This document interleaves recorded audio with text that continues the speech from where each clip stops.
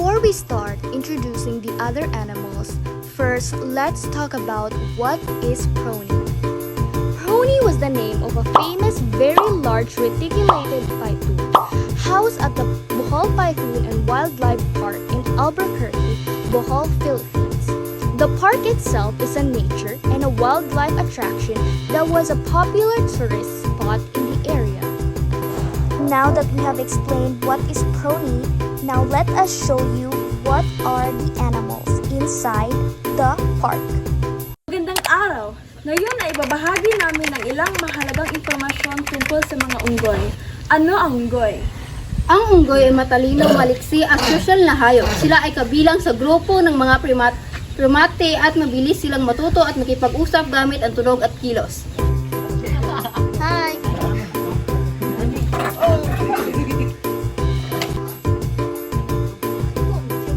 Ang monitor lizard o bayawak ay isang malaking uri ng butiki na matatagpuan sa Pilipinas at iba pang bahagi ng Asya.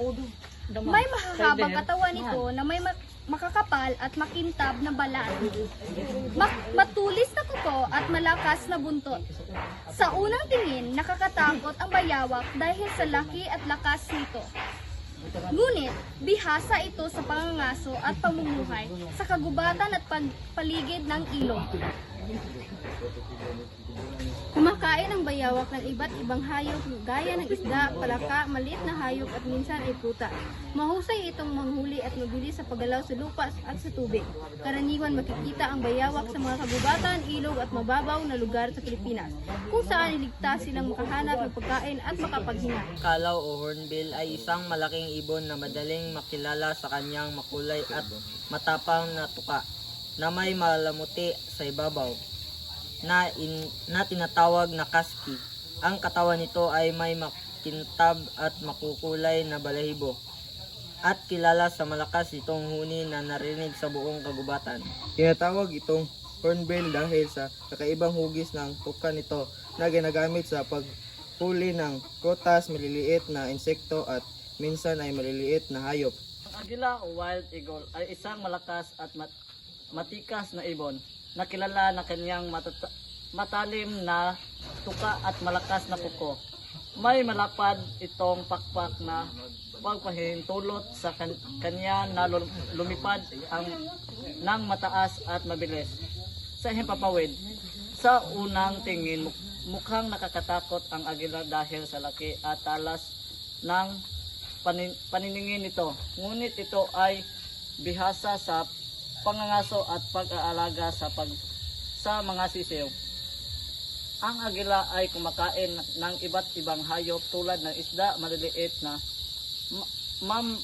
mammal at ibang ibon.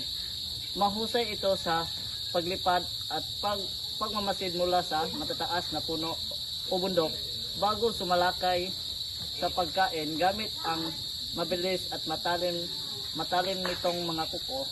Karaniwang makikita ang mga agila sa malayong kagubatan, bundok at malawak na kapatagan, kung asan ligtas silang makahanap ng pagkain at magpalago ng kanilang pamilya.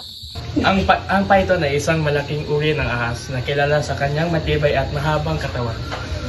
May makintab at makulay na balat ito. Kadalasan may batik-batik o guhit na tumutulong sa kanya na magtago sa gubat o damuhan. Sa unang tingin, nakakatakot ang python dahil sa laki at lakas ito. Ngunit bihasa ito sa pangangaso at pamumuhay sa kagubatan. Ang python ay kumakain ng iba't ibang hayop tulad ng daga, unggoy, ibon at minsan maliliit na hayop. Hindi ito gumagamit ng venom o laser, kundi pinipigilan ang kanyang biktima gamit ang mahabang katawan hanggang hindi na ito magagalaw. Karaniwan makikita ang python sa mga tropikal na kagubatan, damuhan at malapit sa ilog o lawa, kung saan ligtas itong makahanap ng pagkain at makapagpahinga. Ang presensya ng python sa kalikasan ay paalala sa atin na mahalaga ang bawat uri ng hayop sa ekosistema, sapagkat tumutulong silang magpapanatili ng balanse ng hayop sa paligid at sa kontrol ng populasyon ng iba pang hayop, kaya't mahalaga silang alagaan at respetuhin. At dito nagtatapos ang pagpakakilala sa iba't ibang hayop na matatagpuan sa Wildlife Prony. Kabilang sa mga hayop na ito ang mga unggoy, monitor lizard, hornbill, eagle, at python na malinaw na ipinakita sa video. Ang bawat isa sa kanila ay nagpapakita ng nagtatanging katangian at mahalagang papel sa ekosistema, kaya't mahalaga silang pangangalagaan at pahalagahan.